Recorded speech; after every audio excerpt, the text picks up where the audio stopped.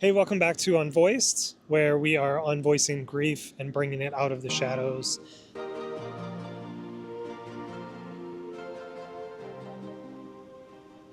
So I had a response to my last video where people asked me what it was that I had to forgive myself, because I was talking about how in my grief and where I'm at now 4 years later, that I've realized that I have these areas that I need to learn forgiveness for me. And there's really three main areas. The first one is forgiveness to myself, right? This is the biggest one. Because when I first started out with my grief, I like just had this thing in me that just wanted to push as hard as I could and to throw myself into as many different types of therapies as I could, to throw myself into life and to become as normal, or what I consider normal, as possible, as fast as possible. It was almost like I had a part of me that wanted to short circuit my grief and to just say, I'm going to do this as fast as I can, better than anyone has ever done it. And I will get through this and I will overcome this. Even though I also knew that there is no such thing as overcoming grief. It's more of accepting it and allowing it to take hold in my life and to grow that capacity around it. There was always this added kind of like a chip on my shoulder of like, yeah, I know all that's true and I believe all that's true, but I'm gonna fucking push ahead and get over this as fast as I possibly can. And in doing this, I created so much internal pressure to not allow myself to feel okay. So where I'm at now, and the reason why I need forgiveness, is because I need to show myself love and forgiveness for trying to push so hard. And what that forgiveness looks like is admitting the mark that my grief and my life circumstances have had on me. And I think that's been that missing component for me, because I just was like, yes, grief, grief, grief. I'm going to heal. I'm going to heal. I'm going to heal. But it almost became this push to heal as a way to never admit what I was actually going through, or to admit that it left its mark on me, things that I'm shameful, like creating anxieties in me, knowing that it has changed me and I'm not the same person and I can't go back to who I was. I need to stay who I am now and discover that new person and admit that this new person, this new vessel, this new thing that I am, it has its fucking flaws because of what I went through. So I didn't want to ever use my grief as an excuse for the way that I acted and showed up. But in doing that and trying to optimize for that, I forgot to admit that it did have its mark on me and it did affect me, and that I need to let grief take its time and to learn patience and then forgiveness for myself. Which then brings me into the other things. So that's the second thing, is the relationship with my kids.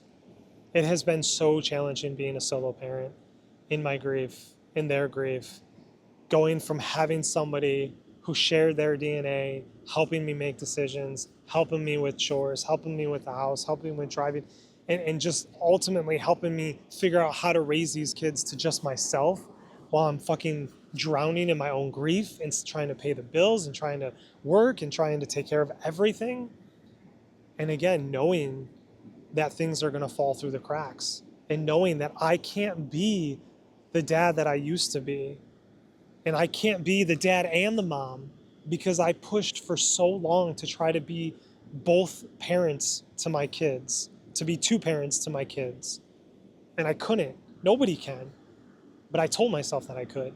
I told myself that I could be two parents. I could be two people. And I could be everything that they need and still take care of myself.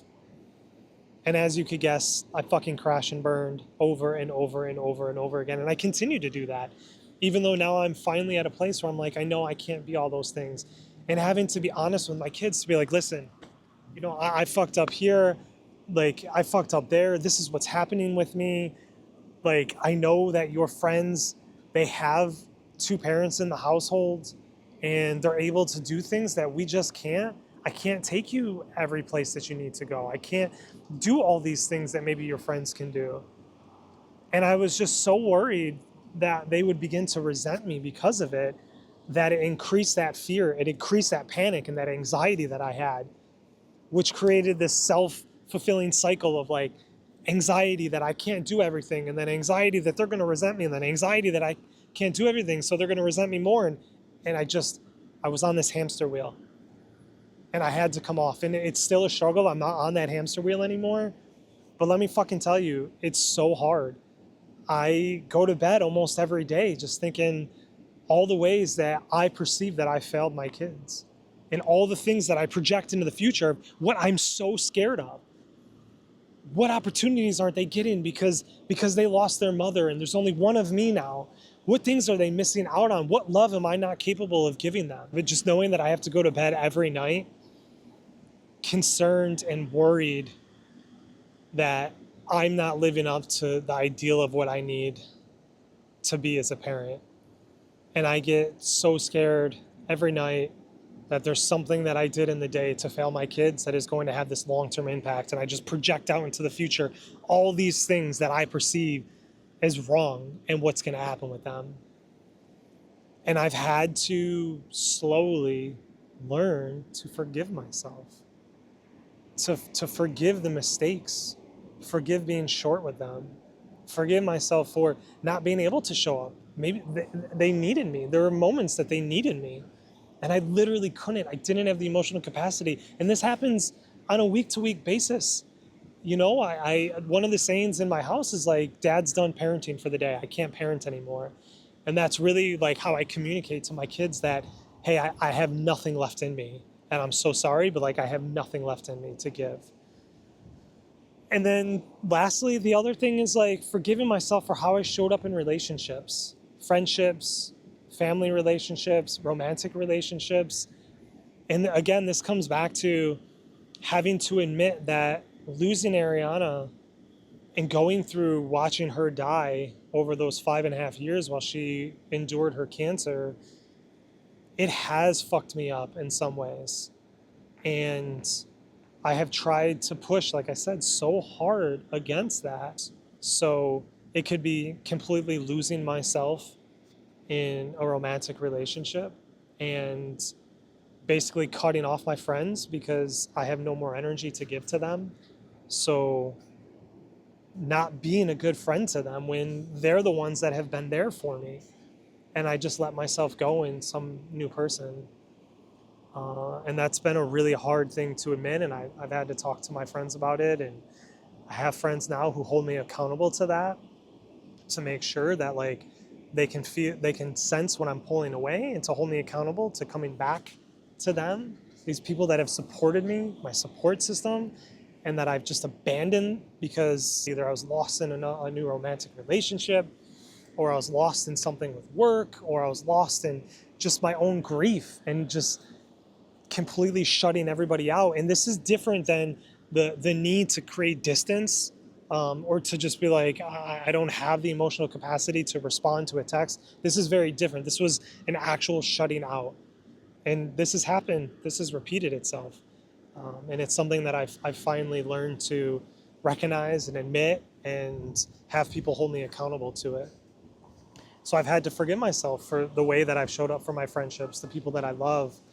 Forgive myself for how strong my anxiety could get in a romantic relationship, the fear of losing that person because I lost Ariana, that fear of abandonment, these things that I've just been so afraid to admit, and how it makes me act. And the fear that I have of showing that side of me instead of hiding it, fearing that I won't be loved. All these things that I've had to forgive myself in. It's just been a journey, and the next iteration of this journey is to admit where I'm struggling and to forgive myself in those struggles, meaning the admitting is the forgiving. Once I can admit it, then I can forgive it, because in order to be able to admit it, I have to be ready to say, it's okay. It's okay. And I know that I've done the best that I can. I really have. I've been as intentional as I could in all my relationships and my the way that I live my life and with my kids and intentional in my grief. But that doesn't mean that there hasn't been moments that I have failed, that I have made mistakes, that I have learned. That is really what I'm talking about when I say that I'm now learning to forgive. I'm so thankful for you being here and for listening. And I hope that my life and my experience can help you in your journey, either with your own grief or with someone that you love that is enduring that grief right now. Go ahead, like and subscribe, comment, let us know what resonates with you, what more you would want from us, but definitely subscribe and help the algorithm to get this out to more people. Peace. Okay. Hey, welcome back. God damn it. Hey, welcome back to the channel. Right? Okay. Let's move this up a bit. Nope. Oh my god, I got fucking people looking at me.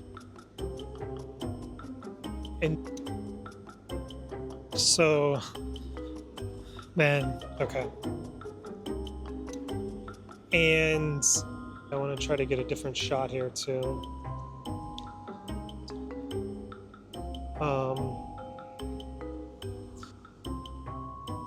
Like a close-up? No. Oh god, sorry. Scared me. Let's see if there's anybody else there. That fucking scared the shit out of me.